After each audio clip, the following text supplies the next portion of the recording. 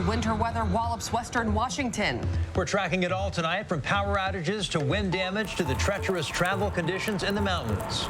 Do not try to tackle the pass. Stay home, stay at a hotel, stay with friends, family. It's pretty dangerous. Seattle's city attorney sounding the alarm about a possible new bill that would impact misdemeanor cases across Washington. Why she's so worried about this bill going forward. Then at 11:15, getting to the bottom of what went wrong at 16,000 feet. The new information we're learning from the NTSB about that chaotic Alaska flight, including what the flight crew didn't know before taking off. No one among the flight crew knew that. They were not informed. KOMO News at 11 starts now. Breaking now at 11, Seattle police are investigating a stabbing downtown. SPD posted about the incident on X around 10 o'clock tonight, saying officers responded to the crime scene in the 700 block of 5th Avenue downtown. The stabbing victim was seriously injured, and police are still looking for the suspect. They're also telling people to avoid this area. It's another weather-worn night as winter conditions are hitting our area from all angles. The islands got hammered by wind. Several cities are seeing widespread power outages, and it's tough travel in the mountain passes, which are under a blizzard warning through the overnight hours. Right now, Stevens Pass is closed in both directions due to heavy snow. You can see it coming down there at Snoqualmie Summit. There's no estimated time for reopening. Meantime, at Snoqualmie Pass, chains are required on all vehicles except all-wheel drive. Oversized vehicles are prohibited tonight. We have team coverage on the winter weather. Meteorologist Rebecca Stevenson is standing by, tracking what the next few hours are going to look like. But we begin with KOMO's Hannah Knowles at Snoqualmie Pass, where more than 19 inches of snow fell in 24 hours. You either love it or you hate it. Either way, winter is here and the snow is starting to accumulate fast. From dangerous driving to power outages, I was able to find some people who actually enjoy these conditions. On nights like tonight, when it's snowing and nobody's out, it's definitely time to go find those fresh turns.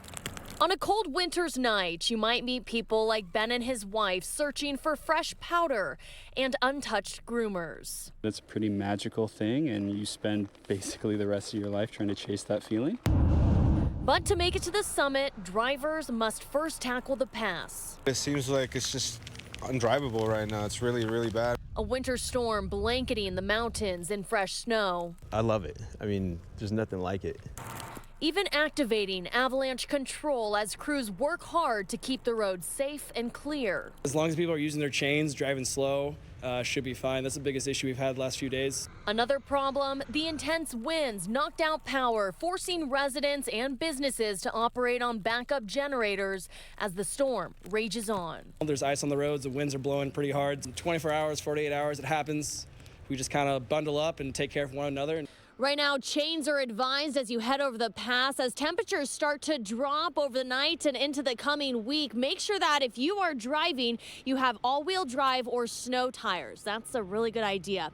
In Snoqualmie Pass, Hannah Knowles, KOMO News. And that blizzard warning will continue in the mountains into the morning, but now we're seeing that chance of snow drift into the lowlands. For that, we go to meteorologist Rebecca Stevenson. Rebecca, how's this forecast timing out? Well, so far, it's right on cue as we're seeing another band of snow showers push into parts of southern Washington. As we watch the Doppler radar, it's been primarily rain showers as you move up around the north coast, the Strait of Juan de Fuca, and across Whidbey and Camino Island, where it's very intense rainfall, very likely some graupel and small hail contained inside that area just south of Mount Vernon. But further south, the rain has been changing over to snow or rain-snow mix along I-5 south of Olympia.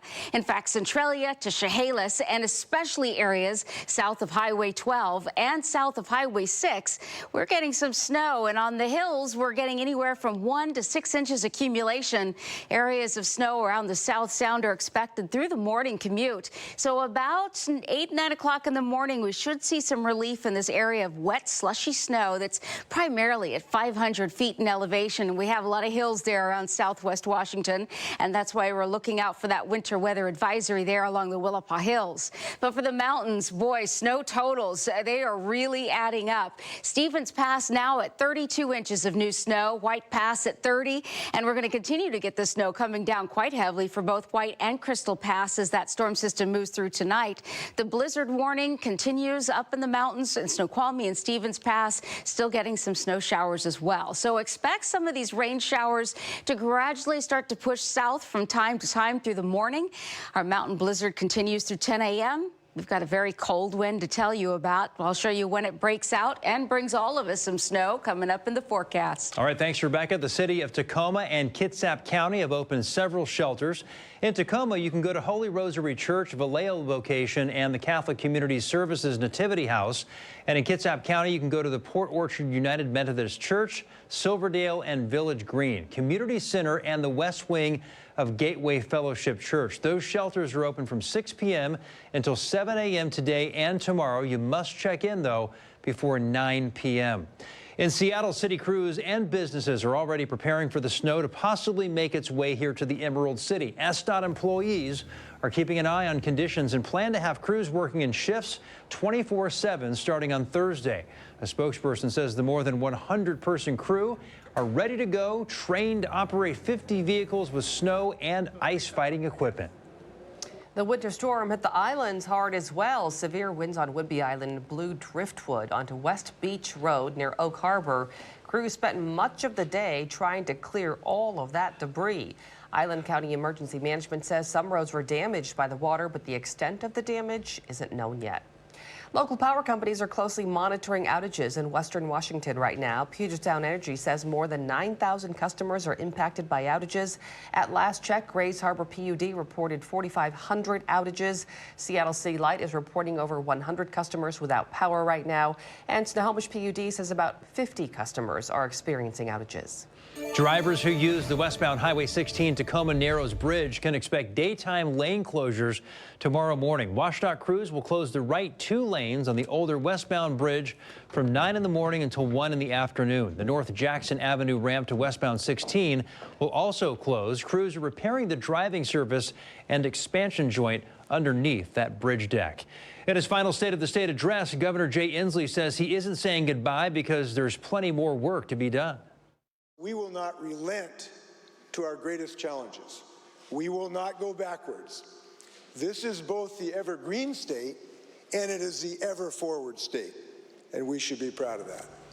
There are several issues he's hoping to address in his final legislative session. He says he wants to increase transparency around oil prices and cut down emissions and energy bills. He also asked lawmakers to help fund more opioid prevention methods and drug trafficking investigations. And he urged lawmakers to help him pass a constitutional amendment to protect access to abortion. Tonight, Seattle's top prosecutor is speaking out against a bill introduced in Olympia. The proposal aims to reduce the number of misdemeanor convictions in our state, but Seattle's city attorney is not on board. KOMO's Ryan Sims joins us now, and Ryan, the city attorney says this will lead to more crime. She says, Mary, that is her biggest concern, saying that it'll lead to the same person committing the same crimes over and over again because those offenders would never be punished in the first place.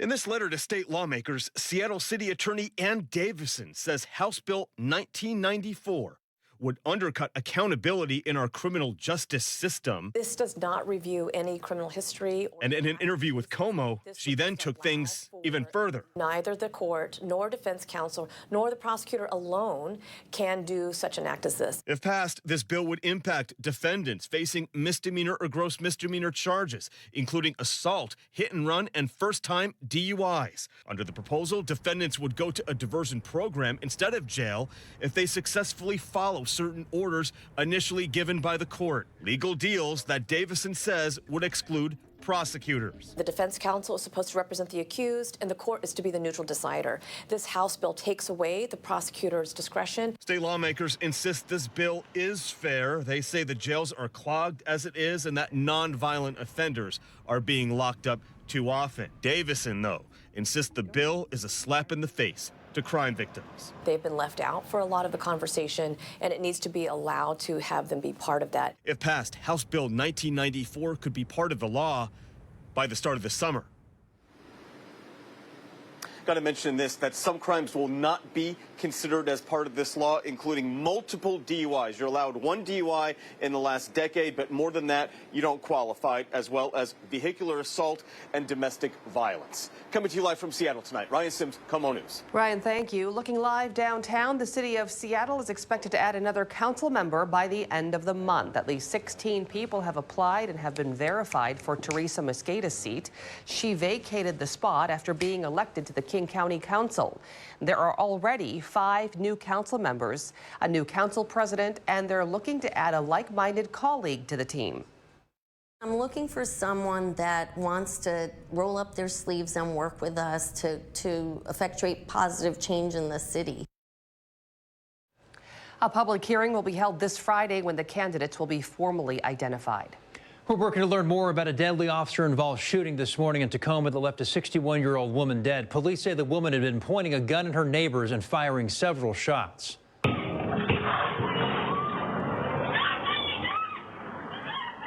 That home security camera captured the screams and gunfire. SWAT was called and police tried to talk the woman into giving herself up.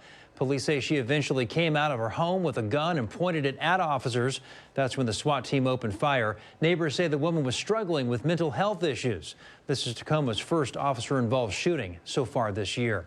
Straight ahead, a high-speed chase with police and a U-Haul driver. You can see it all there. Look at this wild pursuit from Southern California. At the time, they heard a bang and then some pressure changes in their ears. New details from what happened inside that Alaska Airlines plane when a door plug blew out. What the NTSB says the crew was not made aware of before that flight. Billions of dollars continue to supply internet access to low-income households. The new proposal being discussed in Congress. It's one of the 4 to Watch stories that we're following for you tonight. We'll be right back. Well, this was a wild and dangerous chase this evening. Police in Long Beach, California did arrest the driver of this U-Haul after leading police on a chase through Southern California. Several cities it stretched. Started this afternoon in the Manhattan Beach area, ended about 20 miles away in Long Beach. The suspect ran red lights, weaved through traffic before eventually stopping near a park. And that's when he and a passenger both ran out. Soon after, police arrested both of them. Another Alaska Airlines flight had to make an emergency landing at PDX today. The Boeing 737-900 jet took off from Payne Field in Everett this morning, headed for Honolulu. It was diverted to Portland just after noon. Alaska said there was an issue with the radios that needed to be checked. The flight left Portland about 90 minutes later and made it safely to Honolulu around 5:30. Hundreds of Alaska and United Airlines flights have been canceled due to the ongoing investigation of what went wrong on board an Alaska flight where a door plug blew out. The NTSB says they believe it was a hardware issue, not a computer issue. New at 11, Emily Gersh with our sister station in Portland has the very latest on this investigation. The exam to date has shown that the door, in fact, did translate upward. All 12 stops became disengaged, allowing it to blow out of the fuselage. The NTSB says a hardware failure, not a computer failure, is what led to that door plug blowing off of Alaska Airlines Flight 1282 on Friday while it was at 16,000 feet. On Monday, NTSB investigators recovered that door plug in the yard of a Portland teacher, but they're still looking for the bolts meant to keep the door plug in place and other parts of the plug. We are still looking for the bottom hinge fitting and a spring. It's a pretty large spring. The fitting is a green circular piece with a hole in it. The NTSB says the 737-9 has the provisions for an emergency exit door, but in this case, a door plug was installed.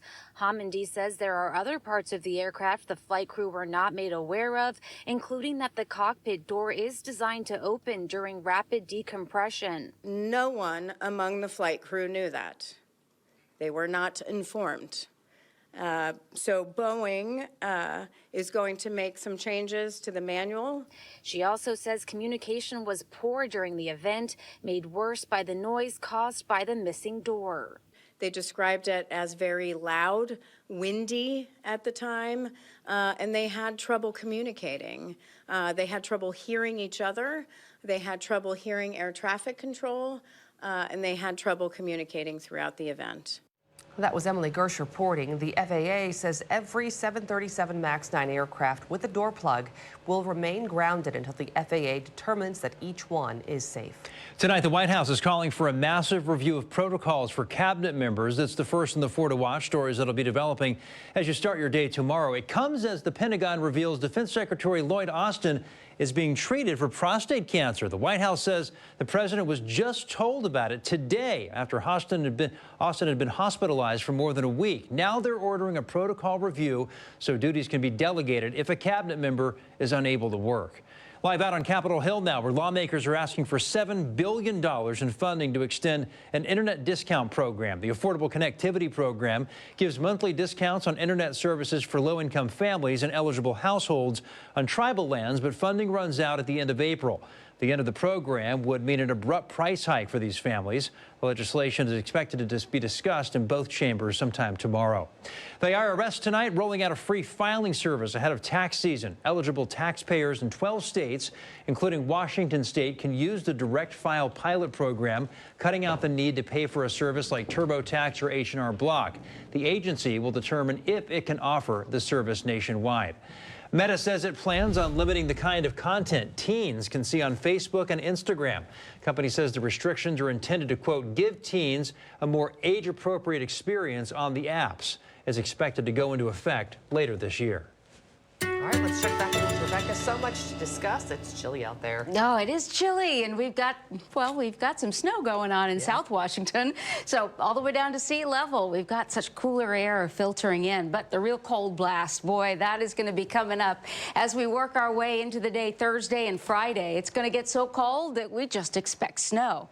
But right now, the temperatures are really only right around that freezing mark, exactly where we're getting the snow farther south. Centralia and Kelso, both at 32 degrees. And we're not expecting things to warm up for you. As we get through the night, that's where the weather system is moving through. So we're going to be watching closely for a rain-snow mix, mainly around Olympia up through Tacoma. You've got temperatures mid-30s now, so you could get that little bit of wet, slushy snow in the overnight hours, but still too warm for everybody else to get some snow at this point. So Doppler radar zooming in to show the storm system that is moving into North Oregon. And as it does that, the moisture swinging around, meeting up with some very cold air in place, and we're seeing even parts of I-5 get that rain-snow mix or just some wet snow towards Aliqua and Kathlamet.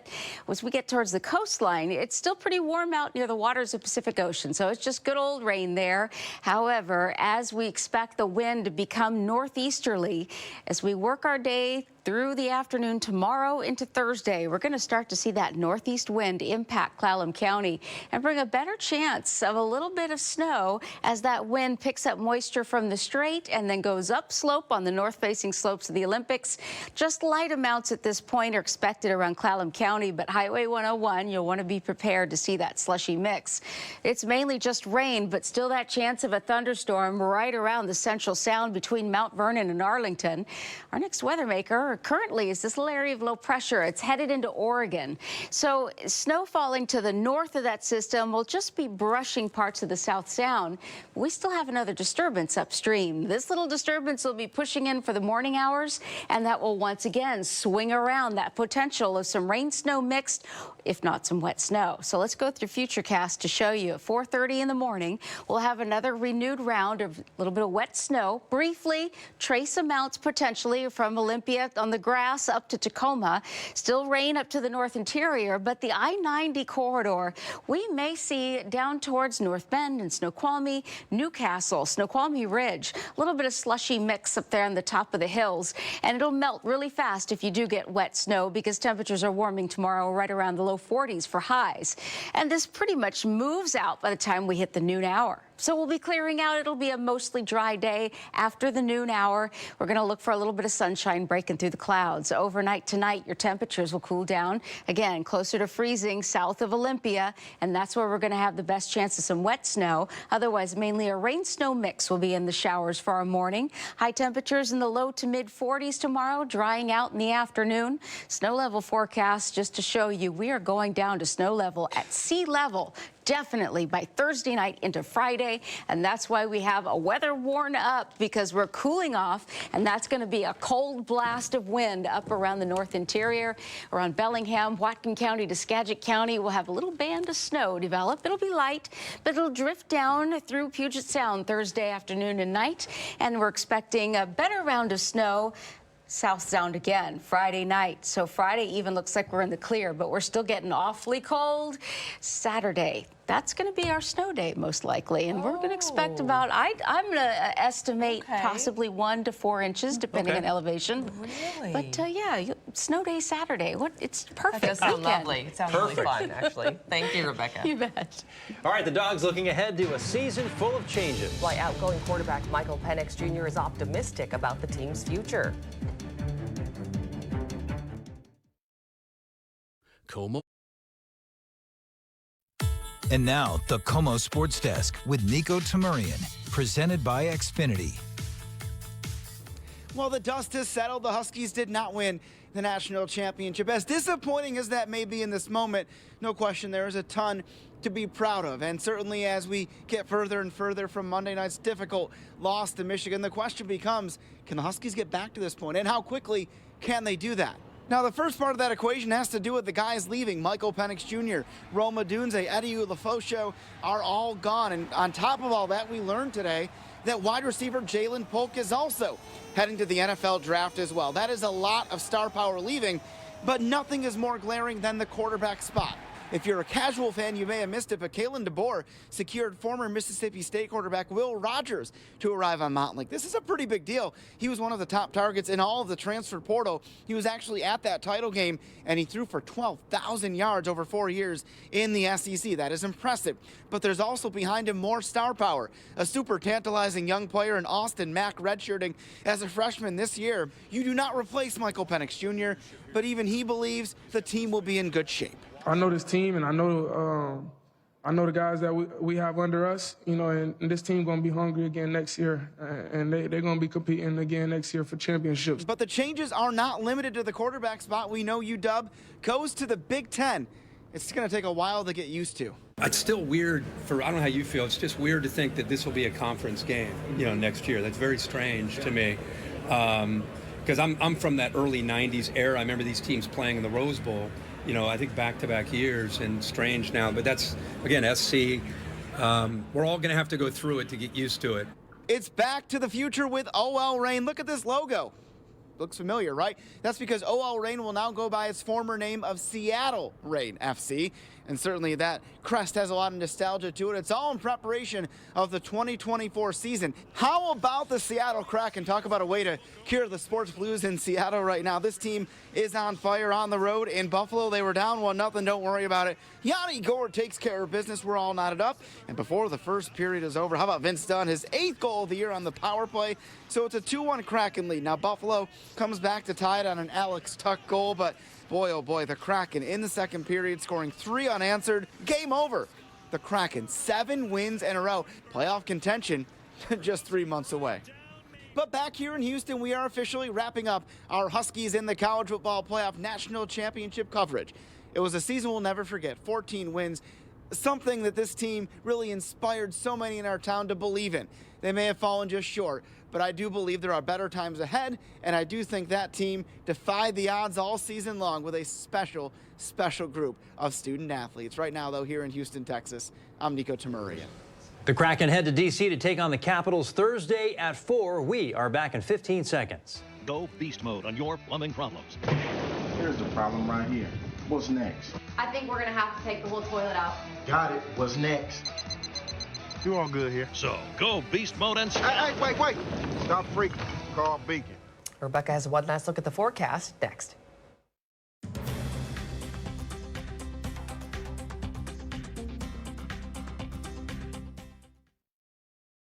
KOMO News.